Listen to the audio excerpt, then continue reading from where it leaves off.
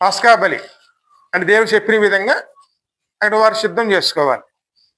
సిద్ధం చేసుకుని అక్కడ ఆ రాత్రి కాలంలోనూ వారందరూ కూడా తమ తమ ఇంటి కోసం ఒక గొర్రె పిల్లని సిద్ధం చేసుకోవాలి. సిద్ధం చేసుకున్న గొర్రె పిల్లని అక్కడ వారు వధించిన తర్వాత దాని రక్తం ద్వారా అక్కడ వారు తమ ఇంటి యొక్క వాకిటికి అంటే గుమ్మానికి 2 కమ్మి నిలువుల కమ్మిలకి అది పై కమ్మికి ఆ రక్తాన్ని పూసి అక్కడ దాన్ని వారందరూ కూడా ఆ రాత్రి కాలంలోనూ ఆహారం కింద తీసుకోవాలండి. తీసుకుని ఎలా తీసుకోవాలి? చేదు కూరలతో తీసుకోవాలని స్పష్టంగా వాక్యం చెప్తుందండి. ఎందుకంటే అక్కడ ఒక పస్కా బలిని సిద్ధం చేయాలి. అది దేవుడిచ్చేటువంటి రక్షణకి సూచనండి. అందుకే దేవుడు చెప్పిన మాటలోనే రక్షణ ఉంటుంది కానీ అద్భుతాల్లో కాదండి. ఎప్పుడు కూడా మనం రక్షించబడాలంటే దేవుడు ఏం చెప్తున్నా గ్రహించుకోవటాన్ని మనం ప్రయాసపడాలి తప్ప మనం ఏదో అక్కడ కార్యాలు జరుగుతున్నాయి, ఇక్కడ కార్యాలు జరుగుతున్నాయి. ఈ రోజుల్లో అదే చూడండి, ఆ మందిరానికి వెళ్తే అది జరుగుతుందంట, ఈ మందిరానికి వెళ్తే ఇది జరుగుతుందంట. కానీ అక్కడ మందిరాల్లో జరగవలసిన కార్యం ఏమిటి? కేవలం జ్వరాల నుంచి స్వస్థత ఇవ్వటమా, లేకపోతే మన పాపం నుంచి విడిపించబడతాం? ఇక్కడ ఏది కావాలి మనకి? పాపం నుంచి మన విడుదల రావాలంటే దేవుని మాటలు మన మందిరంలో ఏం చేసుకోవాలి? పెద్దగా జ్ఞానం చేసుకుని దానిని మన జీవితంలోనూ మనం సిద్ధపరచుకునే వారిని ఉన్న దేవుడు ఏం చెప్తున్నాడో అది గ్రహించుకుని దాన్ని మనం సిద్ధం చేయాలండి. ఆయన చెప్పినది చెయ్యుడి అని తల్లి చెప్పింది కదండి. అవును, ఆయన చెప్పినది చెయ్యుడి, అంచులు మట్టుకు నీళ్లతో నింపండి నింపుడి అన్నది. అంచులు మట్టుకు అంటే ఏమిటి? ప్రభు చెప్తున్నా గ్రహించుకుని దాన్ని మన జీవితంలోనూ లోపం లేకుండా ఆ పనిని మనం పూర్తి చేసుకోవటమే విశ్వాసం అండి. ఆ విశ్వాసం ఏం చేస్తుంది? మనల్ని పరిపూర్ణంగా కాపాడుతుంది. అది మనం గ్రహించుకోవాలన్నమాట. మరి ఆ విషయం ఇక్కడ పరోకి తెలియదు. ఎందుకంటే పరో అన్యుడు, కేవలం అతను తన మీద కేవలం ఆధారపడిన వాడు కాబట్టి దేవుని మాటలను పక్కన పెట్టేశాడు. దేవుని లోబడలేదు కాడికి వారిని పంపించనని చెప్పి మూర్ఖంగాను అని ప్రవర్తించాడు. కానీ ఇప్పుడు మరి ఇశ్రాయేలు ప్రజలు ఏం చేయాలి? ఇక్కడ 12వ అధ్యాయంలో ముందుకు రండి. మోషే అహరోనులను ఐగుప్తు దేశంలో ఉండగా యెహోవా వారితో ఇలాగు సెలవిచ్చెను, నెలలలో ఈ నెల మీకు మొదటిది. హల్లెలూయా. ఇది గుర్తించుకోవాలి. అందరూ జన్మదినాన్ని జ్ఞాపకం చేసుకుంటారు కానీ దేవుడు ఏది జ్ఞాపకం చేసుకోమన్నారు ఇక్కడ? రక్షణ దినం అండి. అవును, అదే మన మొదటి పుట్టినరోజు అండి. ఎందుకంటే రక్షించబడటం. పస్కా బలి దేవుడు స్పష్టంగా చెప్తున్నారండి. పస్కా బలి దేవుడు సిద్ధం చేసిన రోజు మన రక్షణ రోజు అండి. అంటే మన కోసం కలవరి శిలువ యాగమైన రోజు, మనం రక్షించబడిన రోజు. ఇశ్రాయేలు ప్రజలకి ఆ నెల ఆ రోజు మొదటి దినం అండి. ఈ సంవత్సరమునకు మొదటి నెల మీరు ఇశ్రాయేలీయుల సర్వ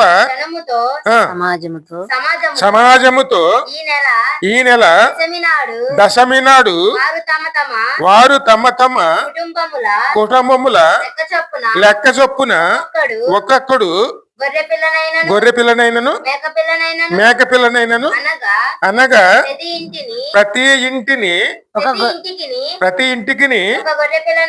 ఒక గొర్రె పిల్లనైనను ఒక మేక పిల్లనైనను తీసుకొని వల్లెను. ఇక్కడ ఏం చెప్తున్నారు ప్రభువు?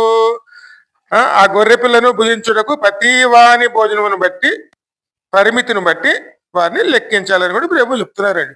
మరి ప్రభు చెప్తున్న గొర్రె పిల్ల ఏమిటి అంటే మన కేవలం గొర్రె పిల్లని తీసుకొచ్చేస్తే ఇక్కడ రక్షణ వచ్చేస్తుందా?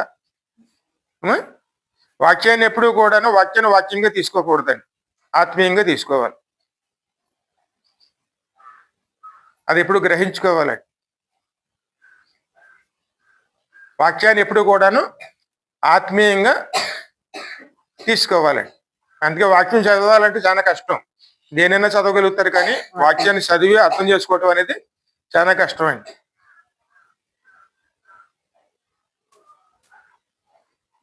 చిన్న ఉదాహరణ చూడండి, మీ శత్రువులు ఎదుట అని ఉంటుంది, నీ భోజనం సిద్ధం చేస్తానని. ఇక్కడ మన శత్రువు ఎవరు?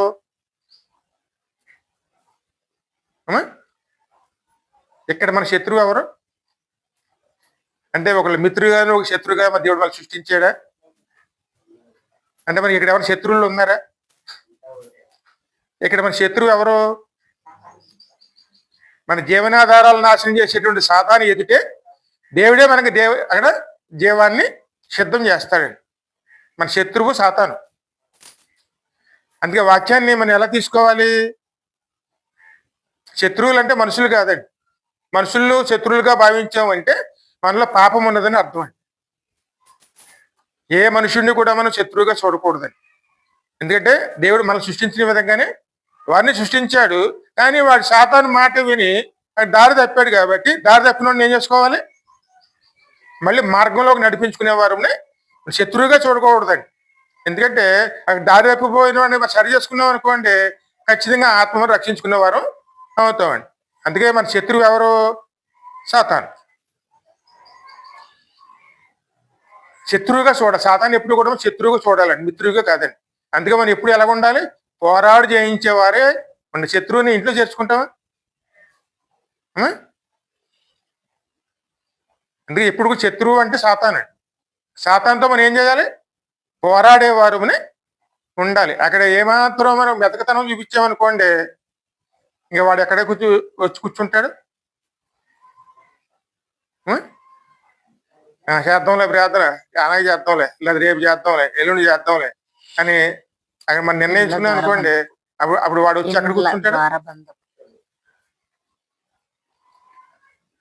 ఎప్పుడు కూడా జాగ్రత్తగా ఉండాలి.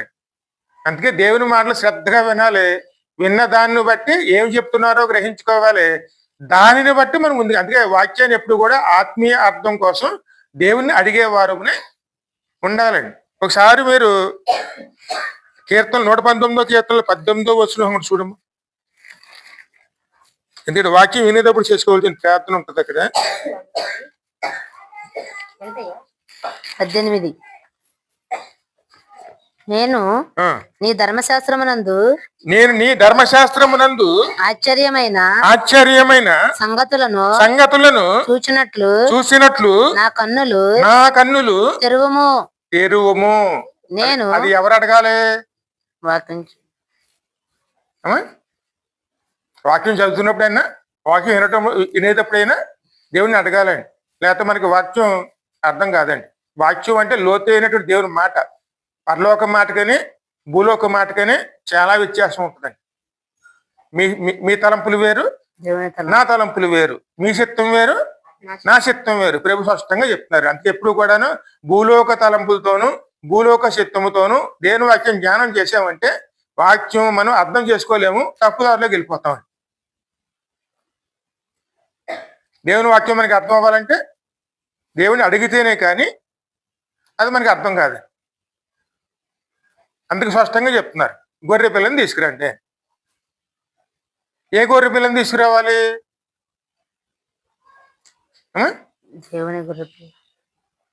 కళంకం లేని, లోపము లేని గొర్రె పిల్లని చెప్పారు. మరి కళంకము లోపము లేకుండా ఏదైనా ఉన్నది ఈ లోకంలోనూ? ఏ భేదం లేదు, అందరూ పాపం చేసిన వారమే. దేవుడు అనుగ్రహించు. కాబట్టి మనం ఎవరం కూడా బలికి సిద్ధం కావడానికి అవకాశం లేదండి. మరి ఈ భూమి జన్మించినవి అన్ని కూడాను సర్వ సృష్టి కూడా దేనికోసం చూస్తున్నాయి? ఈ మోసం కోసం చూస్తున్నాయండి. అంటే భూమి నరుని నిమిత్తం శపించబడింది. మరి భూమి మీద పుట్టినవి అన్ని ఏమవుతున్నాయి? అన్ని శాపానికి గురి అయినాయి. మరి శాపానికి గురి అయినవి మరి ఇక్కడ బలికి ఎలా పనిచేస్తాయి? అందుకే బలికి ఏది పనిచేయదండి. మరి శ్రేష్టమైన బలి అక్కడ ప్రభు చెప్పారు, తెమ్మన్నారు. మరి ఆ బలి పశువు ఎక్కడ ఉంది?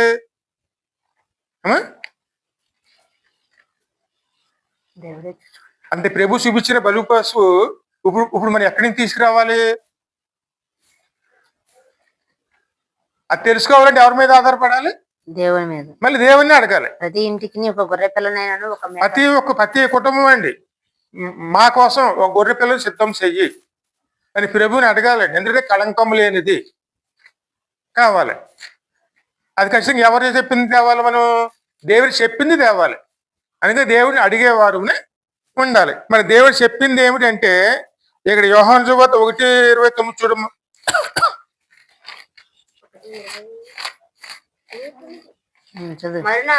మరునాడు యోహాను యేసు తన యొద్దకు రాగా చూసి ఇదిగో లోక పాపములను మోసుకుని పోవు దేవుని గొర్రె పిల్ల.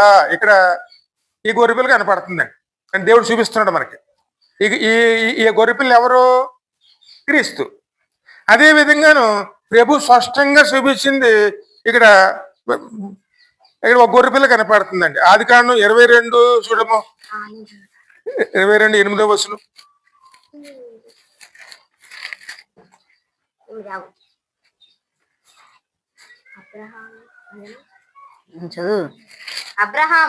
అబ్రహాము నా కుమారుడా దేవుడే దహన బలికి గొర్రె పిల్లను అదే విధంగాను ఇంకొక పైనుంచి చదవండి. ఇస్సాకు తన తండ్రి అయిన అబ్రహాముతో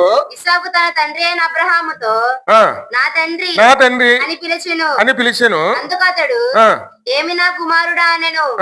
అప్పుడు అతడు నిప్పును కట్టెలను ఉన్నవి గాని దహన బలికి గొర్రె పిల్ల ఏది అని అడిగాను.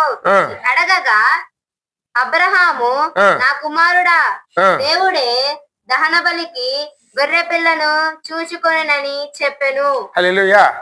ఇప్పుడు ఈ గొర్రె పిల్ల ఎవరు? లోకపాపంలో మోసుకుని పోయే దేవుని గొర్రె పిల్ల. అంటే ప్రభువు ఇక్కడ అబ్రహాం చూపించిన గొర్రె పిల్ల, అబ్రహాం ఇచ్చిన గొర్రె పిల్ల ఎవరు? పరలోకం దిగి వచ్చినటువంటి గొర్రె పిల్ల. ఇక్కడ ఆదికాండంలో ఇస్సాకు అడిగాడు, అండి గొర్రె పిల్ల ఎక్కడ అని. అంటే అక్కడ దేవుని యొద్ద వచ్చేటువంటి దోత. అంటే ఇక్కడ యోహాను ఎవరు సువార్త ప్రకటించడానికి వచ్చారు? దేవుని సువార్త. ఆమె స్పష్టంగా ఉంది కదండి. అరణ్యములో ప్రకటించడానికి వచ్చిన అన్న మాట ఉంది కదండి. ఆయన ఏం ప్రకటిస్తున్నాడు? ఇదిగో లోక పాపం మూసుకుని పోయే దేవుని గొర్రె పిల్ల. అక్కడేమో అబ్రహాము కుమారుడు ఇస్సాకు అడుగుతున్నాడు గొర్రె పిల్ల ఏది తండ్రి అని. అబ్రహాం ఏం చెప్పాడు? దేవుడే చూసుకుంటాడు. అంటే అబ్రహాములో ఏం కనపడుతుంది? విశ్వాసం. దేవుడే చూసుకుంటాడు అన్నాడు. అందుకే మనం కూడా ఎవరి మీద ఆధారపడాలి? రక్షణ అనేది దేవుని మీద ఆనుకుని దేవుని చిత్తానుసారంగా మనం రక్షించుకోబడిన వారిని ఉండాలండి. దేవుడు చూసుకుంటాడు. అంటే మనం పరిపూర్ణంగా ఎవరి మీద ఆనుకోవాలి? దేవుని మీద ఆనుకుంటేనే రక్షణ అండి. ఎవరో తన సొంత శక్తులతో సంపాదించుకునేది రక్షణ కాదండి. దేవుని మాటకు విలువనిచ్చి అర్థం చేసుకోవడం, దేవుడిని అడిగి ఆయన చిత్తాన్ని తెలుసుకుని దేవుడు ఏమి చేయమన్నారో అది చేసుకుంటూ వెళితేనే అది మనకి రక్షణ అండి. అంతేకాని మన బలం ప్రకారమో లేదా మన హోదా ప్రకారమో మన చిత్త ప్రకారమో వచ్చేది రక్షణ కాదండి. ఇది ప్రభు చెప్పినటువంటి ఒక బలి పశువు. ఆ బలి పశువు ఎవరు? లోక పాపంలో మోసుకుని పోయే దేవుని గొర్రె పిల్ల కింద కనపడుతుందండి. కానీ ఇస్సాకు బలి అవ్వాలి. అంటే దేవుడు చెప్పిన ప్రకారంగా ఇస్సాకు బలి అవ్వాలి. కానీ అక్కడ దేవుడు ఇస్సాకు మీద కరుణ చూపి ఆ స్థానంలో ఎవరిని పెట్టారు? ఇక్కడ ఆ స్థానంలో ఎవరిని పెట్టారండి? తన కుమారుడైనటువంటి యేసయ్యని గొర్రె పిల్ల కింద ఇక్కడ కనపరుస్తున్నారండి. అందుకే దేవుడు లోకాన్ని ఎంతగానో ప్రేమించి తన అద్వితీయ కుమారుని అనుగ్రహించాను. ఎందుకు అనుగ్రహించారు? ఒక బలి పశువు కింద, లోక పాపాలు మోసుకుని పోయే దేవుని గొర్రె పిల్ల కింద లోకాన్ని ఎందుకు ప్రేమించాడు? బలహీనమైపోయింది కాబట్టి. మనందరూ ఎలా ఉన్నామండి? బలహీనలు. అంటే పాపంలో పడిన వారం, ఇయాలో రేపు మనం సిలువ మీదకి వెళ్ళవలసిన వారమే. అంటే మరణానికి దగ్గరికి వెళ్ళవలసిన వారు, రెండో మరణానికి వెళ్ళవలసిన వారమే. కాబట్టి మనం ఎవరో కూడా యోగ్యులం కాదండి, మరణానికి సిద్ధంగా ఉన్నాం. యేసయ్య ఆ సిలువ అయిపోయినప్పుడు ఆ పక్కన ఒకటి ఈ పక్కన ఒకళ్ళు ఇద్దరు దొంగలు సిలువ వేశారు. వాళ్ళిద్దరు ఎవరు? ఇద్దరు కూడా మనమేనండి. అవును. ఆ పక్కనేమో రక్షించుకోవడానికి ప్రయాసపడుతున్నవారు, ఈ పక్కనేమో తిరస్కరించుకుంటున్నవారు. వీరందరూ ఎక్కడున్నారు? ఇద్దరు శిలువ మీదే ఉన్నారు. కానీ వాళ్ళిద్దరమైన ఎవరున్నారు? భయపడేవాడు. యేసయ్య ఉన్నారు. యేసయ్య కూడా ఎక్కడున్నారు? శిలువ మీద ఉన్నారు. అవును. ఆయన అంగీకరించి ఆయన ఆశ్రయించినటువంటి వారే ఆ విషయంలోనే పరలోకం వెళ్తారండి. నీ రాజ్యం నువ్వు వెళుతున్నప్పుడు నన్ను కూడా జ్ఞాపకం చేసుకోమని అడిగింది ఎవరండి? దొంగ. ఆ పక్కన దొంగ. అవును. అంటే వాడు దొంగ, ఈ పక్కన ఉన్నవాడు దొంగే. కానీ ఇద్దరమైన ఎవరున్నారు? యేసయ్య ఉన్నారు. ఇప్పుడు వీళ్ళిద్దరు ఎవరు ఆశ్రయించారు? ఆ పక్కన ఉన్న ఆయన ఆశ్రయించాడు కాబట్టి అతడు నేడు నువ్వు కూడా నాతో పాటు పరదేశంలో ఉందుగాక అన్నాడు. అంటే మనం ఇప్పుడు ఉన్నది ఎక్కడున్నాం? మనం శిలువ మీద వేలాడుతున్న వారమే. ఇప్పుడు మన కోసం ఏం కావాలి? మన పాపాలు తీసుకుని మళ్ళీ విడిపించేవారు కావాలి. ఆ విడిపించడానికి వచ్చిన బలిపశువు కిందే యేసయ్యని ఇక్కడ స్పష్టంగా చూపిస్తున్నారు. అందుకే దేవుడు లోకాన్ని ఎంతగానో ప్రేమించి తన అద్వితీయ కుమారుని మనకి అనుగ్రహించెను. అది దేవుడు మనకి ఇచ్చినటువంటి అద్భుతమైన కార్యం అని. దేవుడు కనుక ఆ విషయంలో తెలుసుకోకపోతే మనం నశించిపోతున్న వారమే. అందరూ శిలువ మీద ఉన్నవారు అంటే మరణానికి యోగ్యులమేనండి. ఈ స్థితి మంది. అందుకే ఇశ్రాయేల్ ప్రజలు ఎక్కడ ఉన్నారు? బానిసత్వంలోనే. వారు బానిసత్వం నుంచి విడుదల రావాలంటే వారు చేసిన పాపానికి పరిహారం అనేది జరగాలి. ఆ పాప పరిహారం కిందే ఒక బలిని సిద్ధం చేయాలి. అదే పాప పరిహార బలి అంటే పస్కా బలి అంటారండి. అదే మొట్టమొదట జరిగింది పస్కా బలి దేవుడు చూపించింది అప్పుడేనండి. పస్కా అంటే రక్షణ దినం అని. అంటే మన కోసం కలవర శిలువ యాగమైనటువంటి రోజు. అందుకే మన జీవితంలో పస్కా రావాలి అంటే దేవుని అంగీకరించి శిలువ మీద అంటే పాపములు శిలువ మీద అన్ని కూడా మోసుకుని మన కోసం విడుదల ఇచ్చేటువంటి యేసయ్యని ఆశ్రయించేవారు ఉండాలి. అందుకే దేవుడు చూపించిన బలిపశువు ఎవరు? ఇక్కడ యేసయ్య మాత్రమే. ఆయన మనం ప్రభు దగ్గర తీసుకురావాలి. అంటే మన ఇంట్లోకి తీసుకుని వచ్చి మన దాన్ని స్వీకరించి మన ఇంట్లో తీసుకుని వచ్చి అది మన జీవితంలోనూ దేవునికి అర్పించేవారు అది బలి విధానం అండి. ఆ విధంగా ముందుకెళ్ళామనుకోండి ఖచ్చితంగా మనకి ఏం దొరుకుతుంది? రక్షణ అనేది అప్పుడు దొరుకుతుంది. అదే యెషయా గ్రంథంలో 53 చూడం 53:7 నుంచి 8 వచనాలు.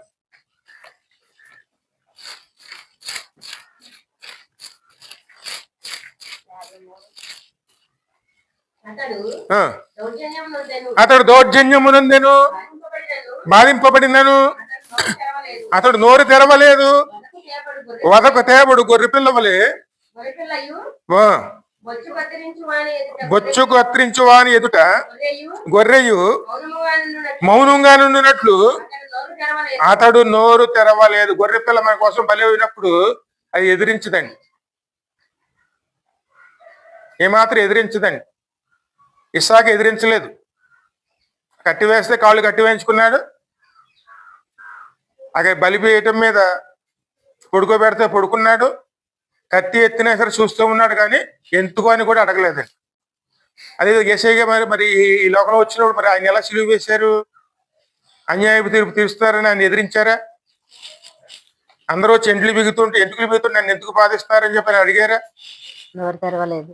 ఆయన నోరు తెరవలేదు, బదులు ఒక బలి పశువు ఎలాగైతే లోబడుతుందో అలాగే తాను కూడా లోబడి దేవుడు చేసే కార్యానికి ఆయన తల వంచుకుని తాను చేయవలసింది తల వంచుకుని లోబడి తాను చేయవలసింది తాను చేశారండి. అదే బలి పశువు చేసే పని అండి. బలి పశువు తాను అర్పించుకోవటానికి తన ప్రాణాన్ని అక్కడ పణంగా పెడుతుంది కాబట్టి అది బలియాగం అంటారండి.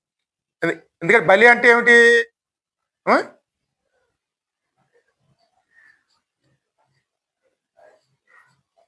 ఎందుకంటే బలవంతంగా చంపేసామనుకోండి హత్య అవుతుంది, కానీ తను అర్పించుకున్నది బలి. ఈ రెండింటి మీద వ్యత్యాసం ఇదేనే. ఆ యొక్క బలి పశువు తను అర్పించుకోవటానికి మనకి ఇవ్వబడింది, అది ఎదురు తిరగదు. అక్కడ ప్రాణం తీసినా సరే సంతోషంతో తను అర్పించుకుంటుంది కాబట్టి అది బలి అంటారు. యేసయ్య కూడా తను అర్పించుకోవటానికి తను సిద్ధపడ్డారు కాబట్టి దౌర్జన్యము నొందెను.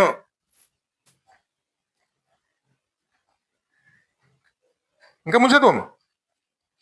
అన్యాయపు తీర్పు అన్యాయపు తీర్పు పొందినవాడై పొందినవాడి అతడు అతడు కొనుక్కోబడెను. కొనుక్కోబడెను. అతడు అతడు నా జనుల నా జనుల అతిక్రమమును బట్టి ఆ, మొత్తపడింది కదా. ఎందుకంటే ఆ ఆ సభలు ప్రభు అక్కడ ఎవరు జనులు అంటే వాళ్ళందరూ ఎవరు వారు అమ్మా? అందరు దేవుని బిడ్డలమే కదండి. నా జనుల అతిక్రమంలో బట్టి అతడు మొత్తబడెను. మొత్తబడెను.